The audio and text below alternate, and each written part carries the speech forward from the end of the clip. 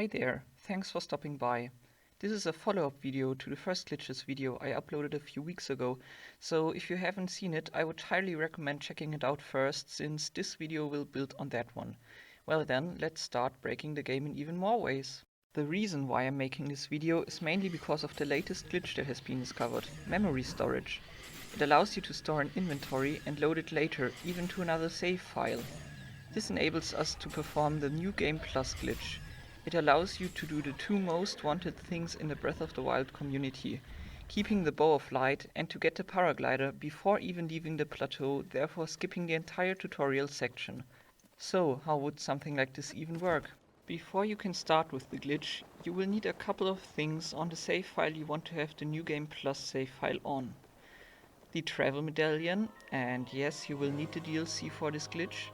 The upgraded Sheikah sensor,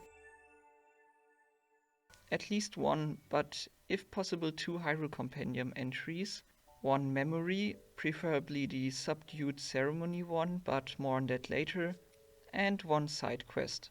When you are ready to perform the glitch, you will also need to have a lit campfire nearby, have the Travel Medallion selected in your inventory, have a side quest selected where if you go to the right you land on an active memory, which is also why I recommend the Subdued Ceremony one, since it is the first one in the list. Once you prepared all of this, we can start. Go to the Hyrule Compendium, hover over an active entry and press Y to search for it. 1 or 2 frames later, press plus to get to your inventory with the medallion selected. If the text "searching for" and then the item you selected is still there, overlapping with the inventory, it worked. Quickly place down the Travel Medallion and open up the compendium again by pressing minus before the text disappears again. If you can still see the searching text when you are back at the compendium, you know that the first part worked and you can relax for a second. Now for the second and much more precise part. Hover over the quest marker of the side quest you selected earlier. Press Y to open the search menu and select Shrines as your search target. Now you will need to be quick. Press A to confirm the selection and instantly press A again to select the marker. Tap A third time and wait for 5 frames so that you can barely see your inventory. During the next roughly 5 frames that the inventory is visible, press right on the D-pad and right afterwards A. More on that timing later. If you did it correctly, you should now have the watch memory prompt on your screen. But why is that? Because by selecting the side quest, you opened the adventure log, and by using D-pad right and A, you selected the memory and opened the prompt that asks you if you want to watch it. Since it wasn't you who closed the inventory, but the stored medallion placement from before, the game doesn't close the pop-up. Let's take a closer look at the timing. I've created a chart that shows what time frames you have to press certain buttons. It's based on my research, and if you find any error, make sure to let me know and I will link a fixed version in the description. At the top is the A press that opens the inventory. The first frame where the inventory is visible, you cannot make any inputs yet, so 5 frames after the first A press is the time window where you need to make your inputs. You have the first 4 frames to make the D-pad right input. After pressing D-pad right, you need to press A. Make sure that the A press happens in the last 3 frames of where the inventory is visible. Why? Because if you make the input too early, the prompt already appears on the inventory and gets closed 1 frame after the inventory closes, because the inventory tries to close all pop-ups with it. So this is the timing you need. If your timing is off, there are tricks to find out if you were too early or too late. If you see the prompt on your screen for around 1 frame, then just as I said, you were too early with your inputs. If you cannot see the pop-up, check your adventure log. If the side quest is still selected, then none of your inputs were detected. You were either too slow or too fast in this case. If the side quest is not selected anymore, your A press was registered but not the D-pad right. If the side quest is selected, only the D-pad right has been detected. Here's the glitch in real time.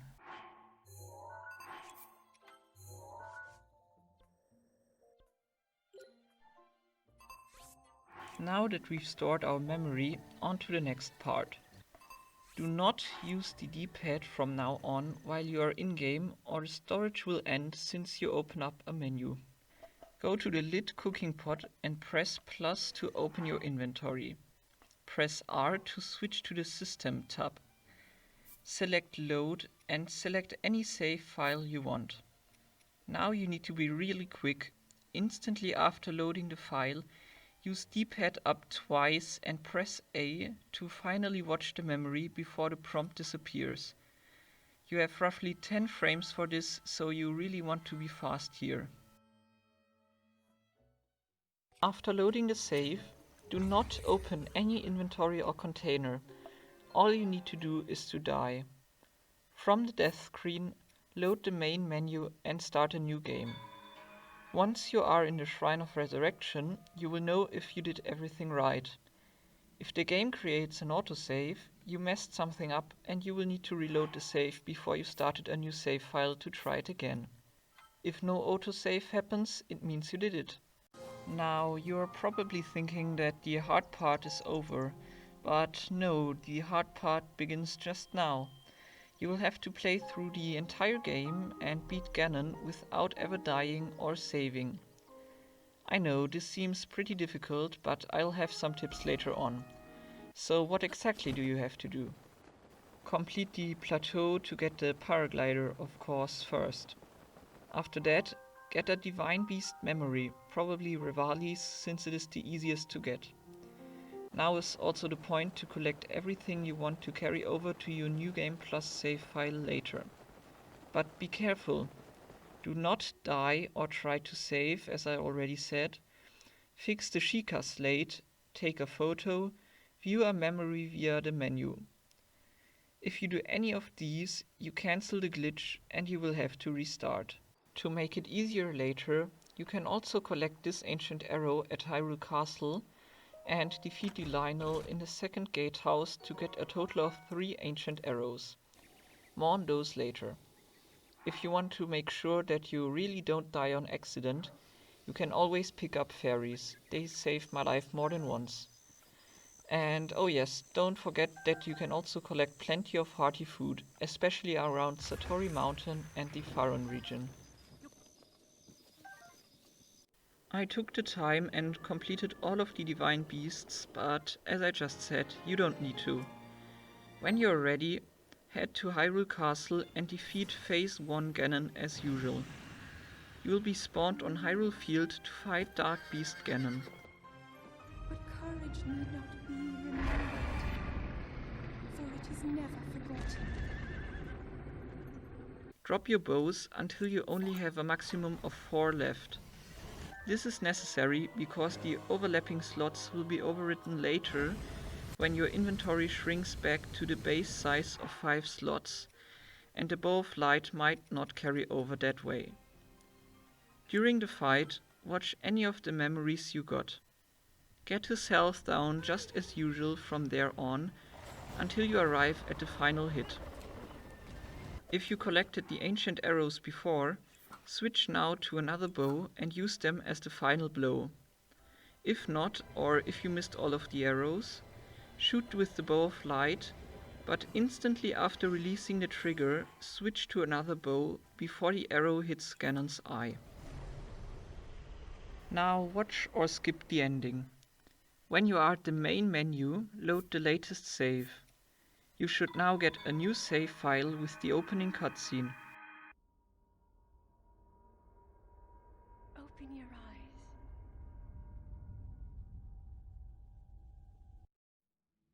Wait for the autosave to happen and reload that autosave. Now you're good to go.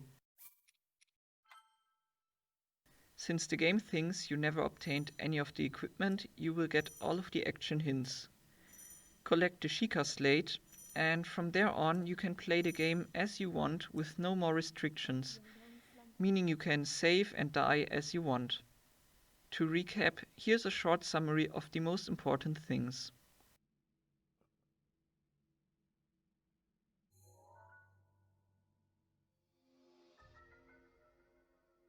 I clipped out of the shrine so that it keeps being 5:15 am, but you don't have to do this.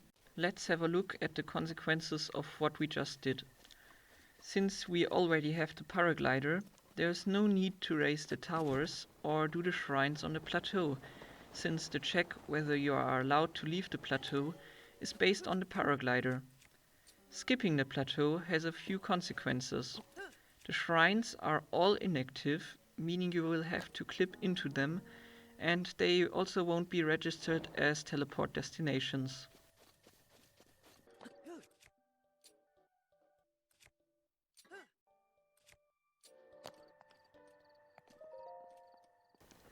Also, the towers will simply not be there, leaving their decoration floating around them.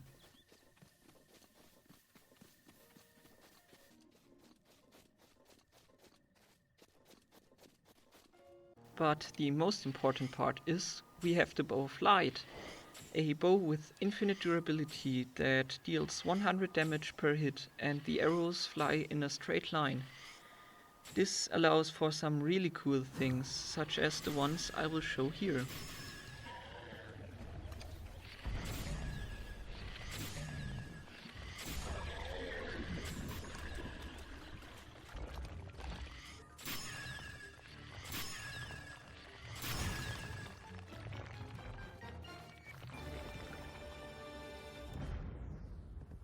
I'm also not entirely sure why Paya transformed into an entire house.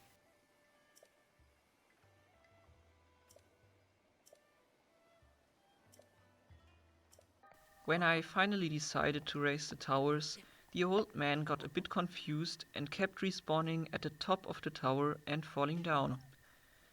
Oh yeah, and did you know that there is an invisible barrier around the tower that prevents players from going too far away?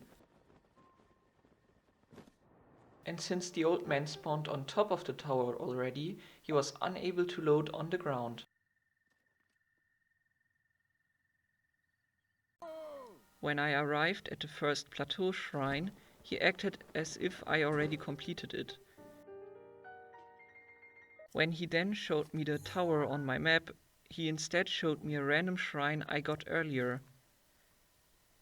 The old man also seems to appear after completing a total of 4 shrines, and not the 4 shrines on the plateau, since he already revealed the final part after completing the second shrine on the plateau, having 4 shrines in total. Oh yeah, here's what happens if you activate an already completed shrine.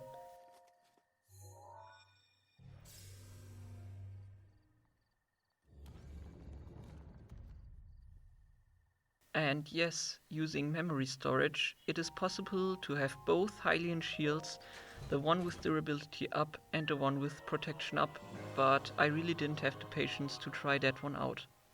And that's it for the memory storage. It took quite some time to complete all of these tasks, so respects to anyone who dares to do the same. But now on to some other glitches. Last time we had a glitch named horse wrong warping. We were able to trick the game into thinking we wanted to warp somewhere else, leading to the surrounding area not loading. We accomplished this with apparatus storage, but it turns out that there is a way easier way to do this, Korok pond storage. Just as last time, go to the location you want to wrong warp to and save while sitting on your horse. Then warp to any pond Korok. Jump down into the water, but in the frame where you touch it, load the save on your horse. From there on, continue as usual, warp anywhere far away, and you should respawn behind the horse with the environment not loaded.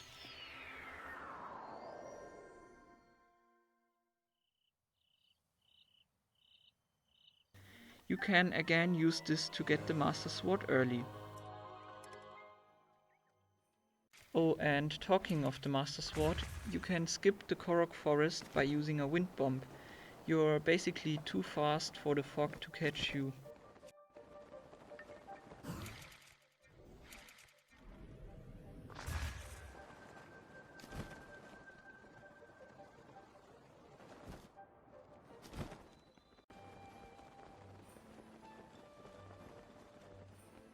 Let's get to something new then. B-Lock is a mostly useless glitch, but looks pretty cool. Hold your bow while having a shield equipped and press B to put your bow away. In the animation of putting it away, open your inventory and unequip the shield. Now you will be unable to use the B button, which is why it's called B-Lock. If you press B, the arrow will disappear for a split second. Let's get to the fun stuff you can do with it. Hold down B, walk in any direction, and jump. Now you will be frozen in place. You can also moonwalk by holding down ZL and B and releasing ZL. Your walking direction will be stuck in the direction you walked when holding ZL. While holding ZL again, you can adjust your angle without changing your facing direction, so that you can walk backwards and sidewards. Now hold down ZL and B again. Jump and release ZL while in the air. You should now be able to slide through Hyrule. This is kind of useful since you don't slow down while sliding over sand or snow, and it doesn't make any noise, so you can simply slide by monsters as long as they don't see you. Daruk's Enforced Flurry Rush is a combat technique that uses the fact that when parrying an attack with Daruk's protection, there's a short moment of bullet time. So, if you block an attack while side or back hopping and press Y while the short bullet time is active, you can trigger a Flurry Rush. The easiest is to simply use a bomb and to detonate it at the same time as you spam Y. This allows you to get a Flurry Rush anywhere you want, even on enemies that didn't even attack you or aren't even Flurry Rushable. You can stand on both your horse and your Master Cycle Zero. Since both of them require different setups, let's start with the horse. You will need a save file where you never collected an arrow for this. Once you have this, we will need to smuggle an item into your hands. You can find a description on how to do this in the first video, but I will briefly describe it here. Stand inside of a pond facing outside. Hold an item, jump, and place a bomb while jumping. Detonate the bomb and pause on the third frame of the explosion, where the explosion looks like this. Now warp anywhere. This is how you can smuggle an item into your hands. On the other video I go more into the uses of this glitch, but let's get back to standing on the horse. Grab a wooden shield and block an arrow from an enemy using it. Go to your horse without putting the shield away and press A to mount it. This will also bring up the pop-up that shows you the arrow. Press plus on it to open your inventory and add another item to the invisible item you are already holding. Press plus to close the inventory, open it up again, and put all of the items back using X. Now you can click the pop-up away and you will be standing on your horse. You can't ride it sadly, but you can do most things you can do on the ground.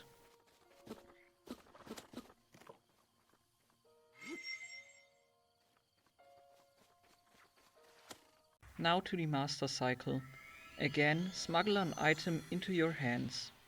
You will have to beat Ganon Phase 1 to arrive on Hyrule Field. Right after you gain control over Link, dismount your horse and get on your Master Cycle Zero. Now drive onto your Bow of Light. Again, there will be another prompt on the screen that allows you to open your inventory. Do the same as before.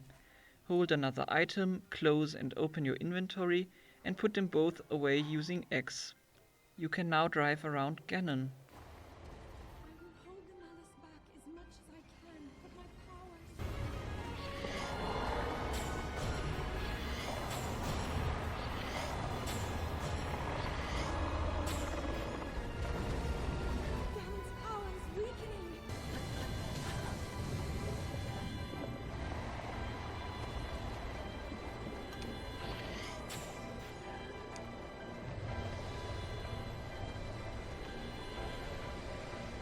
Most of the next glitches will either be extensions of the ones from last video, or rather small but fun or useful ones nonetheless.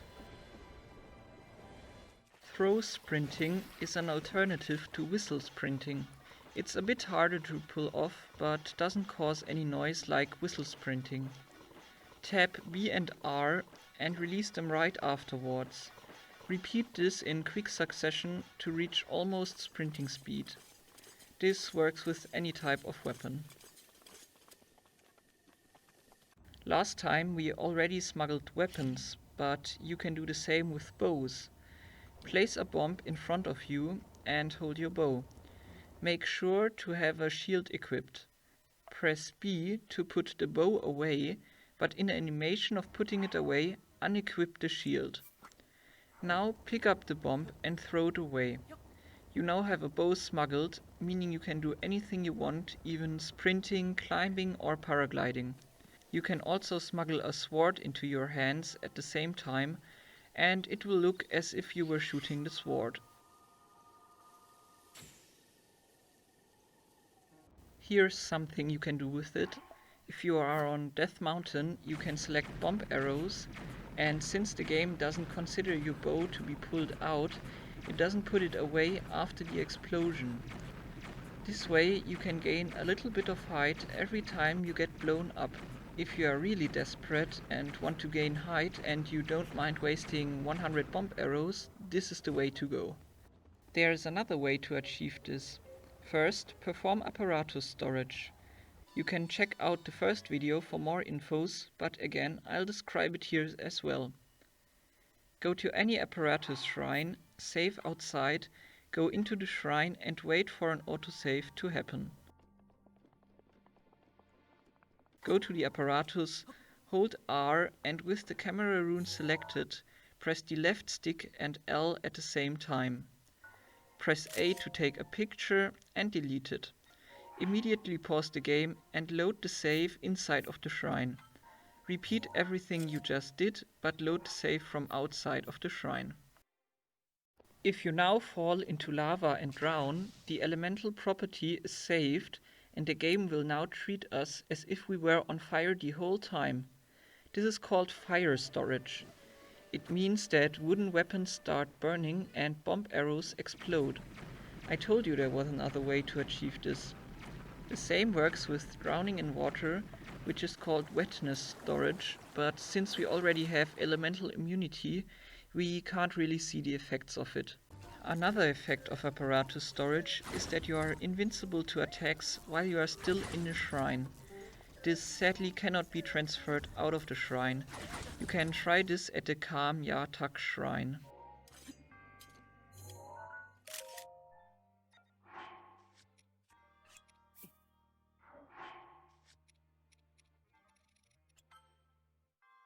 Let's go back to the Great Plateau Tower once more. If you haven't activated it yet, you can stand close to it and enemies will ignore you. This is most likely an intended behavior, but I found it interesting nonetheless. If you activate the tower, you might remember from earlier that there is an invisible boundary around it that prevents players from getting too far away. If you run and jump off the plateau and fall damage cancel out of it, you can get stuck like this for some reason. I think this is because the game tries to push you back into the boundaries, but cannot since you landed on a slope, but as I said, I'm not entirely sure. Attacking will get you out of this state. There are a few more things you can do with runes. You can reset a rune timer by watching a memory. This allows you to chain multiple rune uses back to back without any in-game time passing.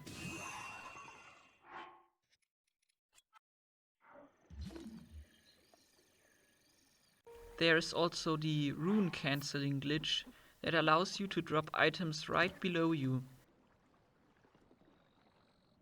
Simply start Magnesis, but right after activating it, open your inventory and hold items. You don't even need to aim at a metallic object. It could be useful in a couple of cases, but is rather difficult to put to a good use.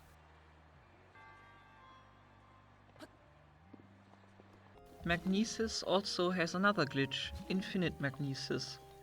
Go as far away as possible from the metallic object and start using magnesis on it. Quickly rotate your camera around by rotating your controller so that the object is no longer visible on screen. If you were fast enough, you should now be able to walk away from it as far as you want without the magnesis stopping. Sadly, none of your inputs concerning the magnesis will be registered, so the object will simply stay where it was before. As soon as you rotate your camera back towards it, the glitch will stop. Yet another thing you can do with magnesis is to stand on a buried metallic chest and use magnesis on it. You will be launched into the sky and you can get bullet time or do other things.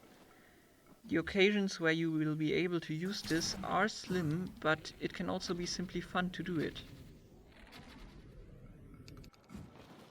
Just a few days ago, a rather small new glitch was discovered.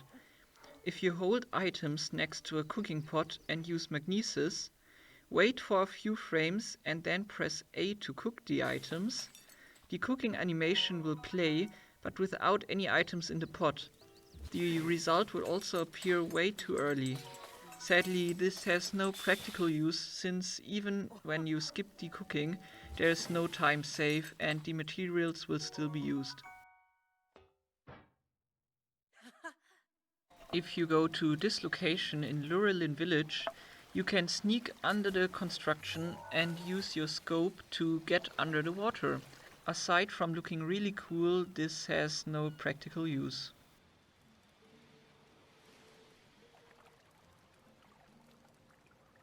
There's another horse-related glitch that I didn't cover last time, the permanent active hitbox glitch. This of course relates to the duration of the hitbox being infinite, which is why it is also called infinite hitbox. While on your horse, swing the weapon you are holding, and while the swinging animation is active, hold down X, press B and release X. Now anything you touch with the weapon will act as if you attacked it. Depending on what weapon type you use, the hitbox will be different. It looks especially cool with the elemental weapons. Speaking of elemental weapons, a small thing you can do with elemental ignition is to place an ignited fire blade and an ignited electrical blade next to some choo-choo jellies. This will create a so-called ignition mix trap. The jellies will continuously change from electric to fire, causing both types of damage to any enemy that walks over it. To set up an ignited blade, simply unequip it during the swing animation. Slowly approaching the end of the video, I wanted to show what happens if you let Link fall for around 3 hours into the void. The longer Link falls, the glitchier the visuals become, since they can't handle such big numbers. And that should already be it for the video. I wanted to say thank you to all of the new people who found my channel through the first video. If you took a look at my channel, you quickly found out that I usually produce rather random content. This is because my channel was always kind of the place where I shared what I am interested into right now. And at the moment that is glitches in Breath of the Wild, but it could potentially change at any time. So if you have any idea of what I could do next, please let me know in the comments. Other than that, thank you for sticking through to the end with me once more, and if you got any more questions, feel free to ask them. I'll try to respond as quickly as possible. So that's it. See you next time.